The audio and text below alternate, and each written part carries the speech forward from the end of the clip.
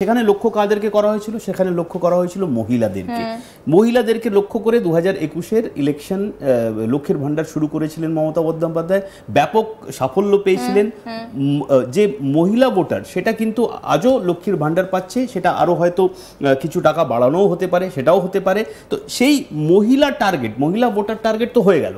এবার কিন্তু গ্রাসরুটে মহিলাদের ছাড়া আর যারা আছেন তাদেরকে কিভাবে টার্গেট করবেন 2026-এর আগে। তো এইটা হলো ফ্ল্যাগশিপ প্রজেক্ট মমতা বন্দ্যোপাধ্যায়ের, মমতা সরকারের 2026 ইলেকশনের আগে, যেটাকে মানে লক্ষ্য করা হচ্ছে বুথ লেভেলে, একদম তলানিতে যারা থাকেন, যাদের রাস্তাঘাট নেই, একটা ব্রিজের দরকার, হয়তো স্কুলের বিল্ডিং ঠিক নেই, বা এরকম অনেক যাবতীয় কাজগুলো, সেটা প্রচুর সমস্যাও আছে, সেটা প্রচুর কমপ্লেনও আসছিল যে সেই সব কাজ হচ্ছে না, রাস্তাঘাট ঠিক হচ্ছে না, ছোট ছোট পাড়ায়, একদমই প্রত্যন্ত দূরের পাড়ায় হয়তো এরকম কাজ হচ্ছে না। তো সেই সবকে মাথায় রেখে 2026-এর ইলেকশনকে মাথায় রেখে একদম বুথ লেভেলে যাওয়ার এই প্রচেষ্টাটা হচ্ছে।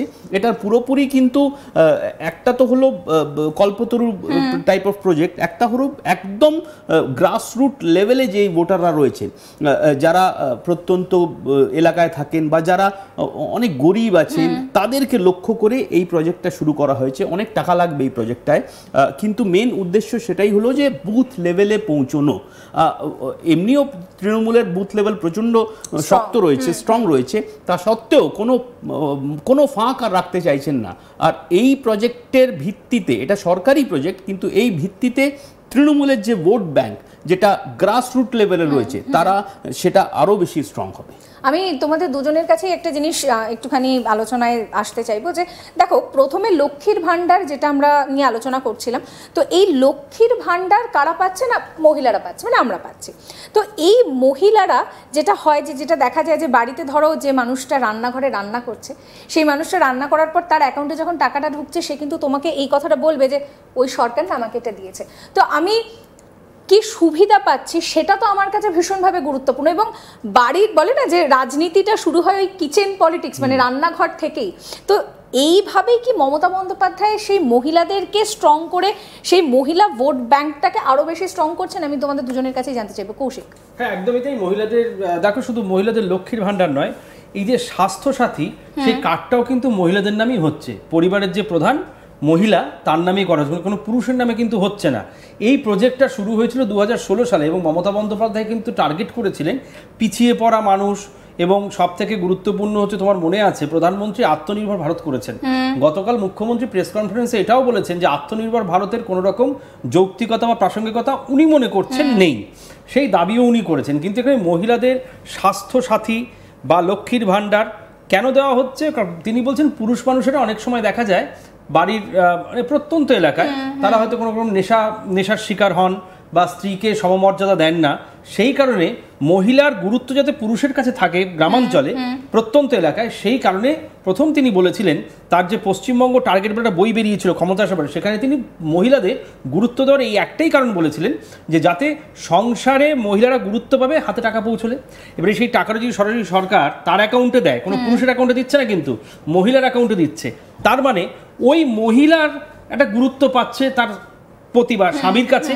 কারণ দীর্ঘ সময় দেখা যেত প্রত্যন্ত এলাকায় নিপীড়নের শিকার হতেন মহিলারা।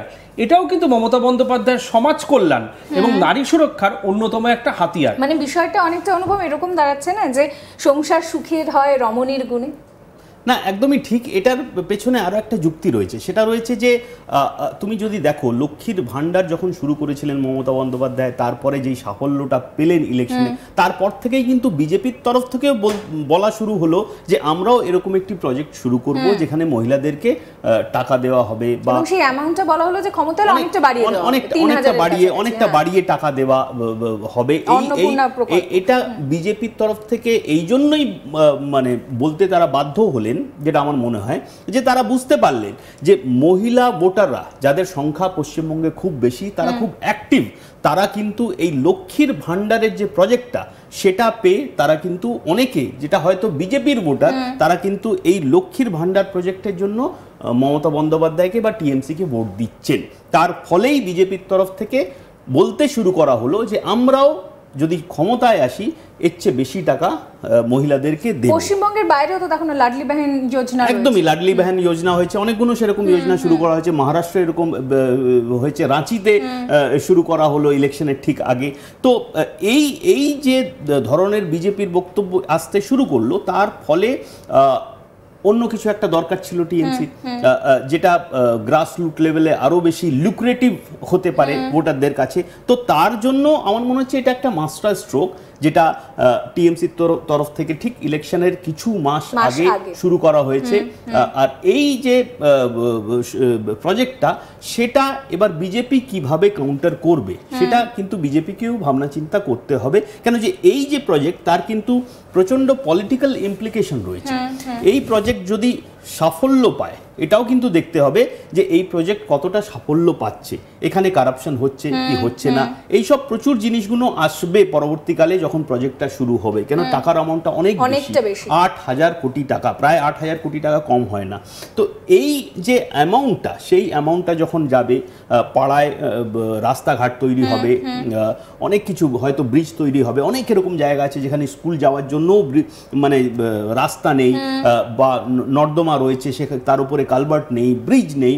তো সেই সব কিভাবে তৈরি হচ্ছে, কত দ্রুত তৈরি হচ্ছে, বা এই প্রজেক্টটা কত সাফল্য পাচ্ছে, এটার উপরেও অনেকটা ডিপেন্ড করছে। তাই জন্য আমি বলছি যে একটা পলিটিক্যাল ইমপ্লিকেশন রয়েছে এই পুরো গোটা প্রজেক্টের। সেটা যদি সাফল্য পায়, তাহলে বিজেপিকে একটা কাউন্টার ন্যারেটিভ বা একটা কাউন্টার কিছু একটা স্ট্র্যাটেজি বের করতে হবে।